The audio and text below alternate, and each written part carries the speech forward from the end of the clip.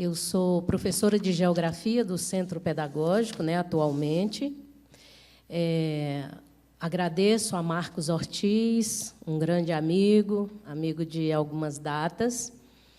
Conheci ele num evento em Montes Claros, quando eu coordenava o Encontro de Educadores com o Cerrado e o ato de celebração à vida do Cerrado, que idealizei e coordenei, né?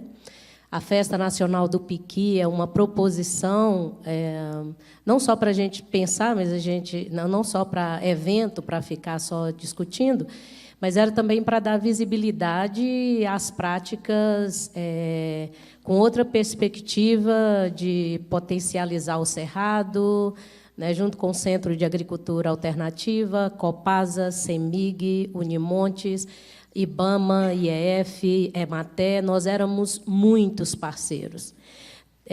Nós reconstruímos o CODEMA e foi nessa linha que eu acabei indo para a Secretaria de Cultura. Então, eu conheci Marcos, porque me disseram, na época, e eu comprovei, de que era uma pessoa que fazia uma discussão bem próxima das comunidades e tal. E depois foi na minha banca, que eu aprendi muito. E agradeço a Renato pela confiança também. E eu venho aqui fazer uma pitadinha da experiência profissional como professora hoje.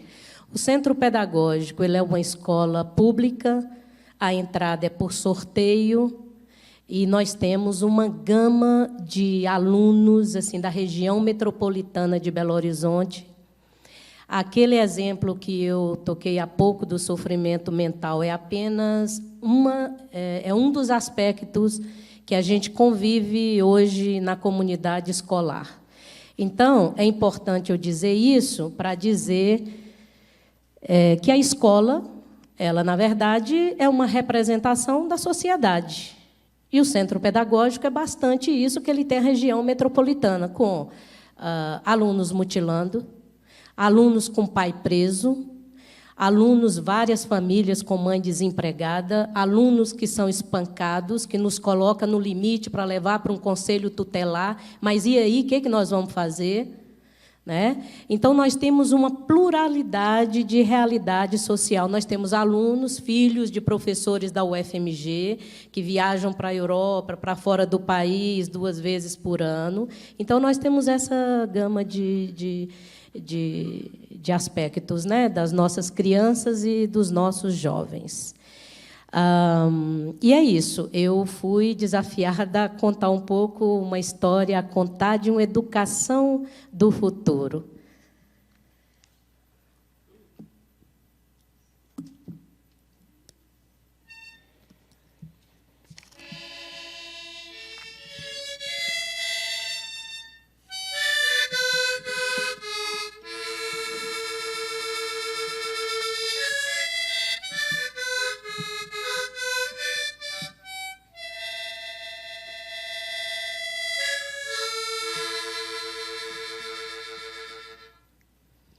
Começar a dar aula de geografia para o 7º ano esse ano, de 13 anos, não dava para começar sem falar de uma geografia que está na beira da nossa casa, que foi esse rompimento de Brumadinho. Então, o livro de geografia traz recursos minerais do Brasil, que é o quadrilátero ferrífero, o que nós exportamos, carajás, né? E aí eu começo a aula, ponho essa fotografia e eu começo a tocar gaita no meio dos alunos. Não dá para pôr essa fotografia sem tocar na pele. Não dá para pôr essa fotografia sem que a música traga a alma para dizer o que ela sente. Então, a partir dessa fotografia, eu perguntei aos alunos quem tinha visto essa imagem. E eu fiquei muito, muito tocada, todos nós aqui. Eu estava em Portugal quando houve esse rompimento. Eu soube, era 9 horas da noite, daqui, lá mais, né? Na época tinha horário de verão, em janeiro. E aí eu fiquei muito impactada, e fiquei mais impactada por estar longe daqui. E aí, quando começou a aula, né, o ano letivo, fevereiro, essa foi a imagem que iniciou o nosso estudo de Brasil. Foi a partir desse rompimento dessa barragem da mineração. Então, aí a gente faz uma roda de conversa e os alunos foram dizendo, a maioria ficou muito tocado. E, nessa hora, eu não estou muito interessada assim, em trazer o cognitivo só, mas aquilo que é o sentimento, como é que dói, onde dói, a angústia dos alunos. Aí todos ouviram dizer que todas as barragens iam arrebentar, que, inclusive, essa ali da Serra ia inundar, que tudo. Eu até mandei, nem te falei, mandei uma mensagem para você perguntando qual era a viabilidade dessa, né? Qual era essa possibilidade. Então, depois dessa roda de conversa a respeito disso que tinha acontecido, de uma geografia real, cotidiana, próxima, aí a gente desenvolve todas as outras atividades. Uai, sou eu, né? Bom, eu venho dizer um pouco da minha prática, a experiência de práticas educativas relacionada com o ODS 4, que fala da qualidade de educação, né? E, via de regra, se fala de qualidade de educação, assegurar a educação inclusiva e equitativa, de qualidade, e promover oportunidades de aprendizagem ao longo da vida para todos. A vida dos meus alunos, enquanto eles estão comigo. Lá é organizado em ciclos de formação humana. Normalmente, eu fico com eles 3 anos. Então, esses alunos que hoje estão com 13 anos, eles foram meus alunos com 11, foram meus alunos com 10. Né? Eles foram desde os 10 anos, que é uma... Bom, até 2030... e aí eu me coloco dentro desse ODS, garantir que todos os alunos adquiram conhecimentos e habilidades necessárias para promover o desenvolvimento sustentável, inclusive, entre outros, por meio da educação para o desenvolvimento sustentável e estilos de vida sustentáveis, direitos humanos, igualdade de gênero, promoção de uma cultura de paz e não violência, cidadania global e valorização da diversidade cultural e da contribuição da cultura para o desenvolvimento sustentável. Passa, por favor. Oh, sou eu? Pois não, por favor. Bom, a primeira atividade que eu faço com os alunos é um acordo de convivência coletiva, né, um acordo de convivência social. E aí, eu lembro bem que não há diferença, eu já trabalhei com comunidades, com eventos, eu sou dinossáurica, né? E a primeira coisa que a gente faz é a gente responder essas perguntas a partir de diálogos, de conversa, pega fogo, como deseja que seus colegas lhe tratem. Veja que eu não pergunto como você precisa tratar seus colegas. Primeiro, eu quero que eles digam como eles querem ser tratados.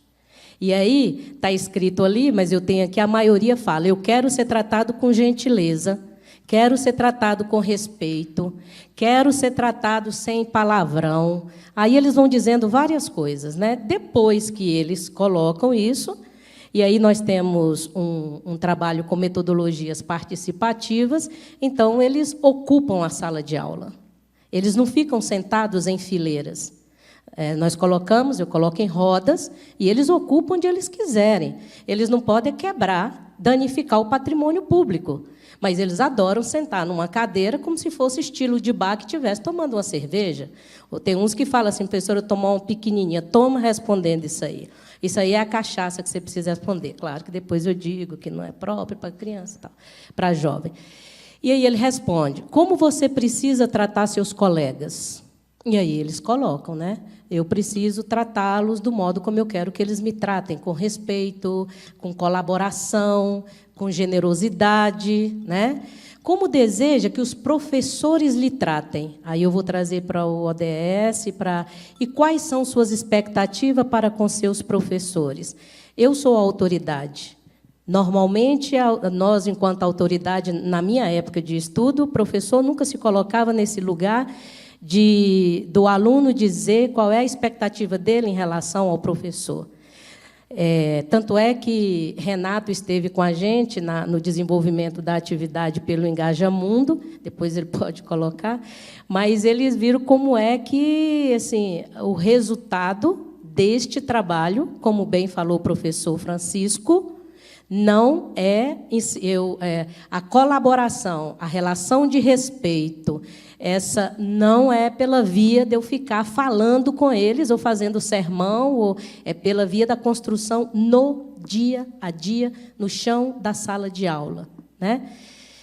Então, quando ele responde como deseja que seus colegas lhe tratem, todos os outros ouvem esse menino, esse jovem, todos precisam ouvir.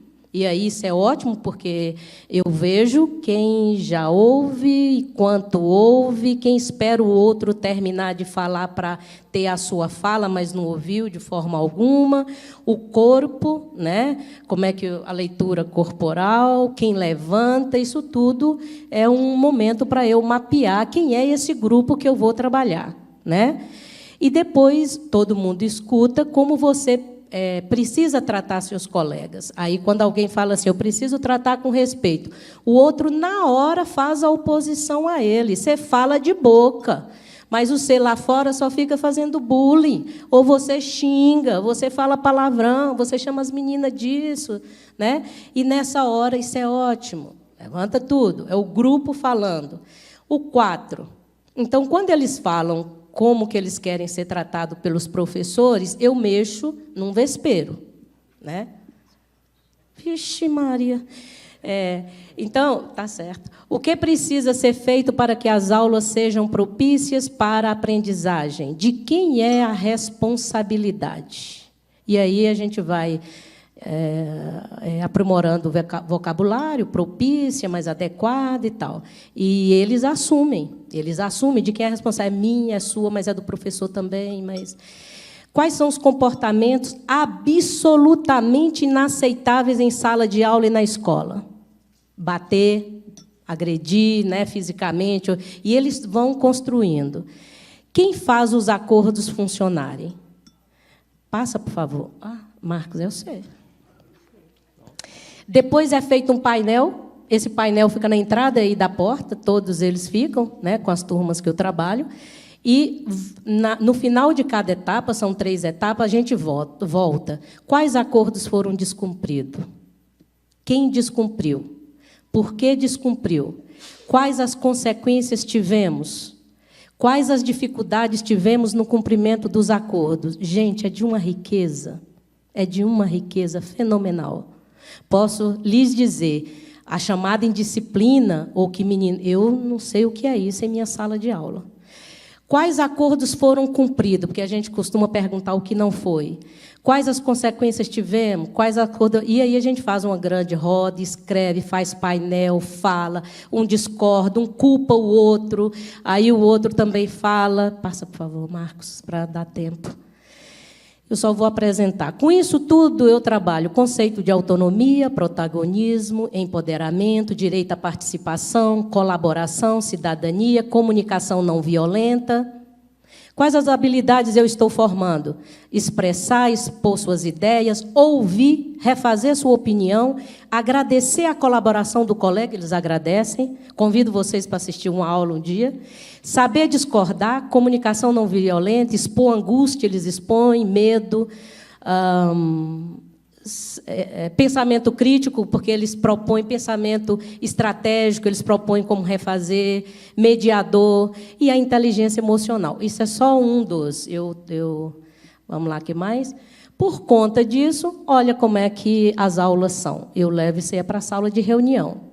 Então, eles estão localizando onde é Brumadinho, no mapa de Minas Gerais, para fazer uma atividade escrita, né, porque tem que ser atividades variadas, né, e não há qualquer problema. O problema que há é do patamar da razoabilidade dessa idade de 13 anos. Passa, por favor, Marcos. Aí é uma atividade escrita, nossa, é cada atividade com cada avaliação crítica do que aconteceu em Brumadinho, que a Vale deveria ler, o que são avaliações críticas de meninos de 13 anos. E o que eles propõem? Ali eles estão fazendo um globinho, localizando Brumadinho no Brasil e no mundo, né? E para ver por que aqui tem tanto minério. Bom, ali é algo que eu queria dizer, assim, a meta do ODS 4, ela diz da formação, da qualificação de professores. Isso é fundamental. Não dá para eu falar, mas a gente pode debater. E aí eu tenho umas questões assim, ao longo desses anos como educadora. Passa, por favor. Essa é uma roda no final que a gente foi discutir lá no final como é que eles estavam, depois de todos os estudos de vídeo, de escutar os moradores de Brumadinho, depois dos trabalhos com mapa, com textos que a gente leu, no final eles dizendo do sentimento deles em relação à exploração mineral e as possibilidades, assim, na altura de 13 anos, né?